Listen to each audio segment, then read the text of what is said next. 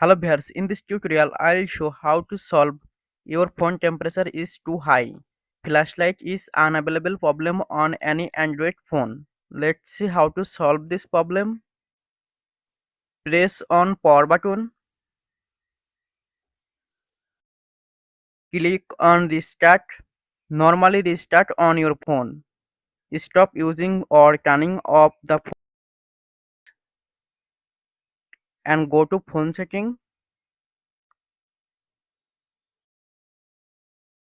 Click on my phone and check update on your phone. Make sure update latest version on your phone and swipe the notification panel. Now click on flashlight.